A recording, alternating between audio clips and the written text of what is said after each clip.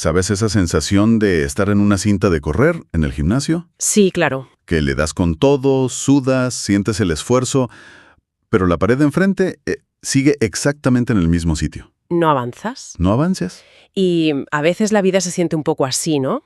Nos ponemos metas, un ascenso, comprar ese coche, conseguir más reconocimiento, lo que sea. Y le damos caña para llegar. Ujú. Y cuando llegamos, hay un subidón, claro, pero es increíble lo rápido que se desvanece. Sí, Enseguida, la cinta se pone en marcha otra vez y ya estamos corriendo hacia lo siguiente. ¿Es agotador?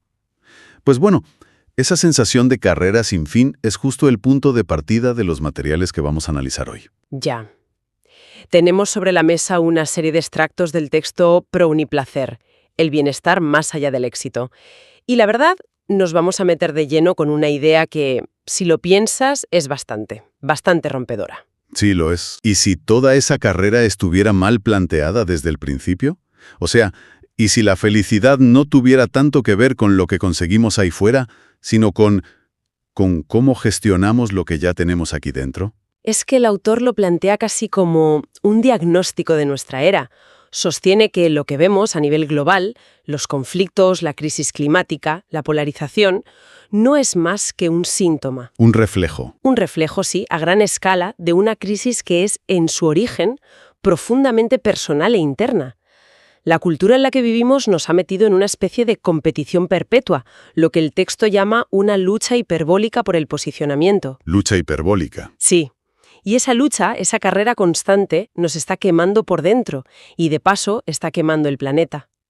Lo interesante es que no se queda en la queja, sino que, intenta proponer una salida. Vale, entendido el planteamiento inicial, que la verdad es que deja un poco de mal cuerpo. Sí. El texto no se anda con rodeos, habla directamente de una dinámica destructiva y apunta a la obsesión moderna por la fama, el poder, el dinero, como la raíz de casi todo. Pero lo que me ha llamado la atención de verdad es la terminología que usa para explicar por qué estamos atrapados. Empieza hablando de la cinta de correr hedónica. Claro, y aunque suene a concepto muy académico, es algo que hemos vivido todos. La adaptación hedónica es básicamente la capacidad increíble que tiene nuestro cerebro para acostumbrarse a lo bueno. Ya. Piensa en cuando estrenas un móvil nuevo. En la primera semana es una pasada, todo es rápido, la cámara es increíble, pero un mes después ya es solo tu móvil. Se ha normalizado. El subidón ha desaparecido. Nuestro cerebro es una máquina de normalizar lo bueno y si no somos conscientes de ello, nos condena a estar siempre persiguiendo el siguiente chute de novedad para sentir algo. Claro. El autor lo llama una adicción a los placeres mínimos, porque son placeres fugaces que dependen de algo externo y que nos obligan a un desgaste brutal para mantener el ritmo. O sea, que no es un fallo nuestro, no es que seamos unos insatisfechos por naturaleza, sino que es un mecanismo neurológico. Eso es. Pero espera, porque el texto va más allá. Introduce otro concepto, el de la recompensa variable, que me da la sensación de que es lo que convierte una simple costumbre en una adicción en toda regla. ¿Es así como lo plantea? Exactamente. Es el mecanismo que perfeccionaron las máquinas tragaperras y que ahora domina el diseño de las redes sociales. Es pura psicología conductual. Claro, la incertidumbre. Si supieras que cada 10 veces que le das a la palanca te va a tocar un premio, te cansarías. Pero si el premio es aleatorio, puede que no te toque en 100 veces o puede que te toque 2 veces seguidas. Y esa posibilidad es lo que te engancha. Esa incertidumbre es lo que nos mantiene ahí, tirando de la palanca, actualizando el feed, esperando el próximo me gusta, el próximo comentario. Es un bucle de búsqueda y anticipación que no tiene fin y que nos deja exhaustos. Y lo tremendo es la conexión que hace el autor. Dice que este mecanismo que nos agota a nivel individual es el mismo que mueve el sistema a nivel global, la competición. La idea de que siempre hay una recompensa más grande a la vuelta de la esquina si compites un poco más fuerte. Precisamente.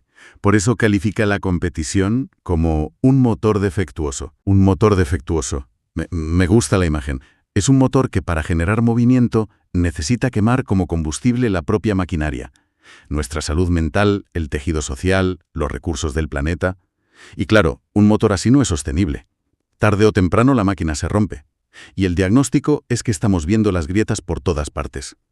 Vale, el diagnóstico es desolador, no nos vamos a engañar, pero supongo que el texto no se queda solo ahí. ¿Cuál es la salida que propone a esta carrera sin fin? Aquí es donde entra en juego el pruning placer. Ujú. Y tengo que admitir que cuando leí el término por primera vez, me sonó un poco autoayuda naif, un poco etéreo, ¿sabes? Es una reacción normal, sí. Pero luego vi que había un sistema muy concreto detrás. Es que estamos acostumbrados a soluciones complejas para problemas complejos. Y esta propuesta es radicalmente simple. La premisa es que el bienestar duradero no se compra ni se consigue, se genera internamente. ¿Y cómo? Pues equilibrando lo que el autor llama conceptos mentales o unidades de placer. La metáfora que utiliza, y que creo que es muy potente, es la del gimnasio. Si vas todos los días y solo entrenas el bíceps derecho, Acabas hecho un desastre. vas a acabar con un desequilibrio brutal, con dolores, con una postura forzada.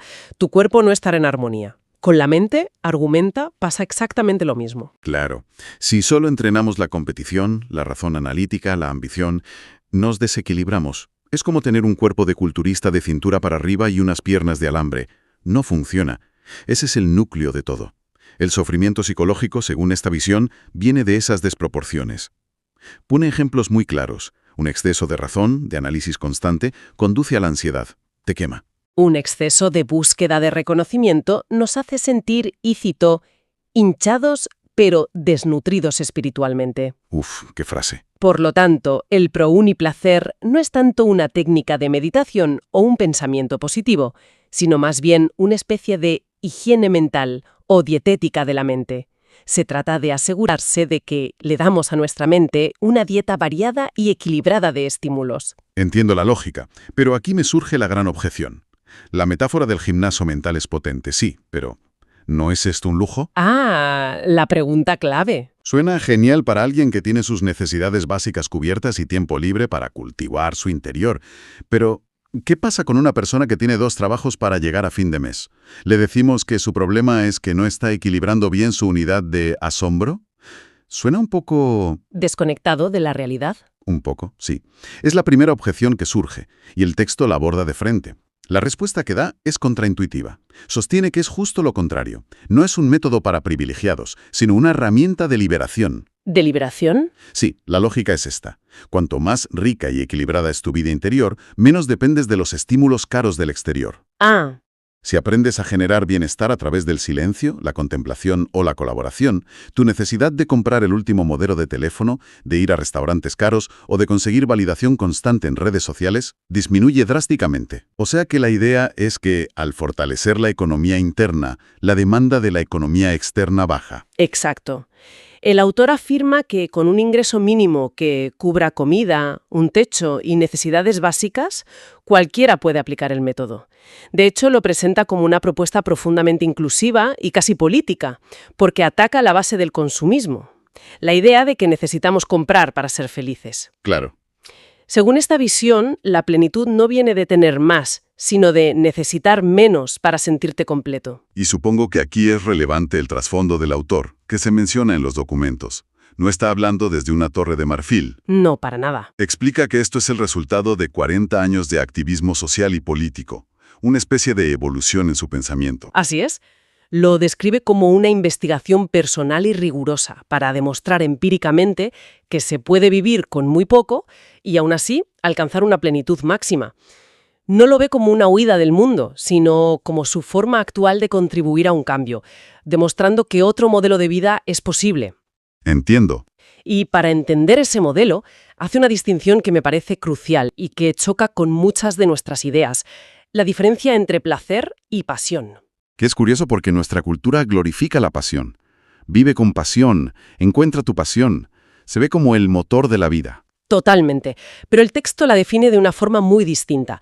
La pasión es un arrebato, un pico de intensidad, que a menudo está ligado a la obsesión y al sufrimiento. Es la emoción del jugador, del amante celoso. Es inestable. Es inestable y destructiva. En cambio, el placer, dentro de este método, no es ese pico eufórico, sino algo que se cultiva de manera consciente, con intención, para que sea estable y duradero.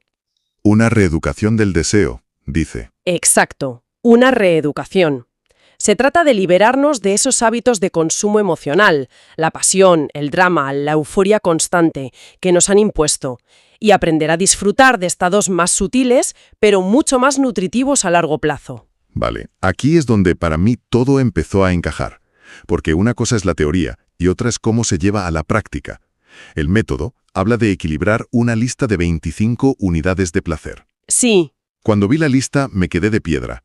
Esperaba cosas obvias como amistad, amor, curiosidad, y están, claro, pero al lado de otras que nunca se me habría ocurrido catalogar así. como por ejemplo. Como, por ejemplo, silencio, Ujú. o asombro, colaboración, o incluso equilibrio-moderación como una unidad en sí misma. Que el silencio no sea la ausencia de ruido, sino una fuente activa de placer que puedes cultivar. Eso te cambia el chip por completo. Claro. De repente, 5 minutos sin hacer nada no son tiempo perdido. Son una forma de nutrir una parte de tu mente. Esa es la clave de la parte práctica. El proceso que propone es muy activo, no es pasivo, y se resume en 3 pasos muy lógicos. El primero es identificar. Hacer un mapa. Eso, un autoanálisis honesto. De estas 25 unidades, ¿cuáles dominan mi día? Probablemente para mucha gente, la razón, la planificación, la competición están al 200%. ¿Y cuáles están a cero? El juego, la contemplación, el asombro. Es hacer un mapa de tu estado actual. Cuando leí la lista, hice un chequeo mental rápido y creo que mi unidad de juego está en números rojos desde hace una década por lo menos. Bueno, nos pasa a casi todos. Es algo que simplemente desaparece de la ecuación de la vida adulta. Sí. El segundo paso, una vez tienes el mapa, es observar. Es decir, notar los patrones de pensamiento automáticos que te llevan a esos desequilibrios. ¿Por qué en un momento libre, en el ascensor o esperando al autobús, mi impulso inmediato es sacar el móvil, en lugar de, por ejemplo, mirar por la ventana y activar la unidad de contemplación? Claro. O simplemente no hacer nada y cultivar el silencio. Se trata de observar esos automatismos sin juzgarlos. Y el tercer paso, imagino, es el más difícil, hacer algo al respecto. Es el paso de actuar. Pero no se trata de forzar nada, sino de redirigir la atención de forma consciente. Si detecto que la unidad de razón está sobrecargada y me está generando ansiedad, Hacer algo para compensar. exacto, puedo decidir deliberadamente dedicar 10 minutos a algo que active otra unidad. Puedo poner una canción que me encanta para nutrir la estética, puedo llamar a un amigo para cultivar la amistad o puedo salir a dar un paseo para activar el cuerpo. Es un acto consciente de reequilibrio. Pero el texto insiste mucho en que antes de empezar a hacer malabares con estas 25 unidades, hay que asentar unos cimientos, Sí, que sin ellos todo lo demás se tambalea. Es como intentar construir una casa por el tejado. totalmente. Son 3 pilares básicos, físicos e innegociables. El primero es el sueño. Dormir lo necesario, y el autor insiste, si es posible, sin la interrupción violenta de un despertador. Dejar que el cuerpo complete sus ciclos. Eso es. El segundo es el ejercicio físico. El texto es muy tajante aquí. Califica el sedentarismo como un enemigo directo del bienestar. No se anda con tonterías. Y el tercero es la alimentación consciente, que no significa hacer dietas raras, sino comer poco, prestando atención y, sobre todo, evitar cenas copiosas que interfieran con la calidad del descanso. Es interesante, porque no es nada esotérico. Es biología pura y dura. Te está diciendo que no puedes alcanzar un equilibrio mental si tu cuerpo está en estado de emergencia constante. Por falta de sueño, sedentarismo o mala digestión. Es que el método es profundamente pragmático.